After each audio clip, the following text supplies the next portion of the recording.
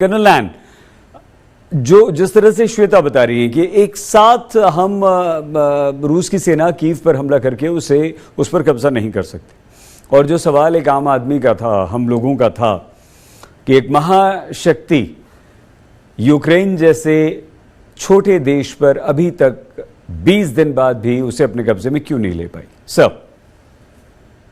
देखिए सहित, मैं मानता हूं कि शायद शुरू की मिसकैलकुलेशंस कुछ हुई पुतिन के लेवल पे, उनके कमांडर्स के लेवल पे, और जो वो चाह रहे थे हाइब्रिड वॉरफेयर के अंदर एक सरप्राइज का एलिमेंट और एक फास्ट मूव करके और सभी को चौंका देना और दहशत में डाल देने वाला, ताकि जेलेंस्की जो है शुरू के अंदर ही बातचीत के लिए उतर जाए और जो शर्तें और रूस की मान लें, ऐसा कुछ शुरू में हुआ नहीं।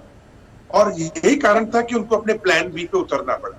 जहां तक सवाल है कि सुपर पावर का, देखिए एक बात हमें समझनी पड़ेगी कि पिछले 1.5 महीने से चाहे बेलारूस हो, जहां पे 30 से 40 हजार टोटल मैकेनाइज्ड फोर्सेज जो हैं रशिया की, वो बेलारूस की फोर्स के साथ में ट्रेनिंग कर रही। साथ ही साथ उतने ही बड़ी संख्या के अंदर, उससे कहीं ज्यादा बड़ी संख्या के अंदर जो डोनबास का इलाका है पूर्व में यूक्रेन का, उसके बॉर्डर पे रशियन फोर्सेस अपनी ट्रेनिंग कर रही थी। तो अगर हम भी यूक्रेन की जगह होते तो क्या हम बस चुपचाप हाथ पे हाथ धरे बैठे रहते क्या? तो इन लोगों ने अपने डिफेंसिव प्रिपेयर करने शुरू कर दिए, नंबर 1। नंबर दूसरा, देखिए आप यूक्रेन की सेना को कोई ऐसा मत समझिए कि बिल्कुल ही अनप्रोफेशनल कोई लोग बैठे हुए हैं। 12 लाख की सेना है और 2014 से पहले ये रशियन फोर्सेस के साथ ही जिनसे आज लड़ाई दोनों आपस में ये मिलके कई ऑपरेशन इकट्ठे कर चुके हैं। एक दूसरे की टैक्टिकल मूव, टैक्टिकल ऑपरेशन समझते हैं, एक दूसरे की खामियां जानते हैं। और इसके साथ साथ अगर नेटो कंट्रीज के 30 के करीब देश लेटेस्ट टेक्नोलॉजी के missiles, stinger missiles, javelin missiles, anti tank guided weapons की भरमार हर शहर में कर दे इनके पास इस दौरान में।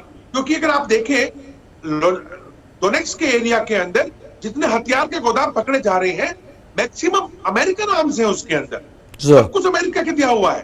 तो ये लोगों को नेटो कंट्रीज ने और खासकर अमेरिका ने बलि का बकरा बनाकर कि रशिया के साथ इनका लंबा युद्ध चलते रहे, हम इधर से सैंक्शंस लगाएंगे और रूस को हम कमजोर कर देंगे, नंबर 1।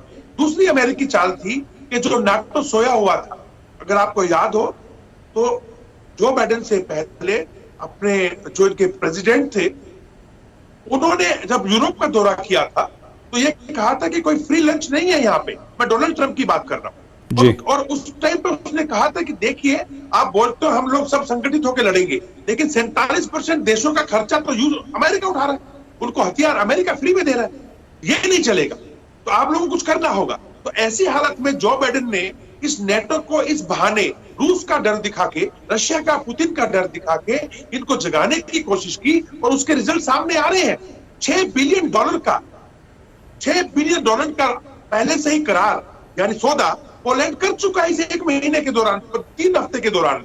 जहां तक सवाल है के नाम बाल्टिक सी के ऊपर जो स्टेट्स हैं, एस्टोनिया, लिथुआनिया, लिथुआनिया, इन सब के जितने भी कंट्रीज हैं, इनको बोला गया है, एस्टोनिया को बोला है आप स्टिंजर मिसाइल भेज दो, या आपके पास जेवलिन मिसाइल है यूक्रेन भेज दो। लिथुआनिया को बोला है आप भी आप अपना जो है मिसाइल वहां भेज दो, we will fill it up. Fill it up मतलब क्या? हम आपसे पैसा लेंगे और आपको जहाज देंगे। पोलैंड को बोला आपको हम F-16 देते हैं, आप MiG-29 यूक्रेन भेजे, जो कि कोई तैयार नहीं हुआ डायरेक्ट पंगा लेने के लिए रशिया से।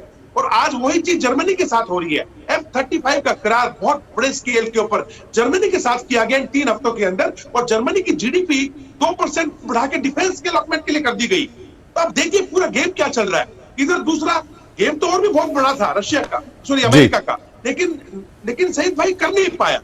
जितने लेवल पे गैस और तेल इस यूरोप नेटो कंट्रीज को, यूरोपियन कंट्रीज को जा रहा है, यहाँ पे उस अमेरिका ने पूरी कोशिश की अपनी कि वो सऊदी अरेबिया को बना सके, कतर को बना सके मिडिल ईस्ट के अंदर, और यहां तक कि जिस देश के साथ में उसकी बनी हुई है और सैंक्शन लगा रखे हैं, उसने वो ऐसे देशों के साथ में भी बातचीत की कि भाई आप जो है हमारे हम सैंक्शन उठा लेते हैं, आप तेल बढ़ाओ, ताकि हम वो सप्लाई कर सके अपने पास से भी, लेकिन ये कामयाब हो नहीं पाया।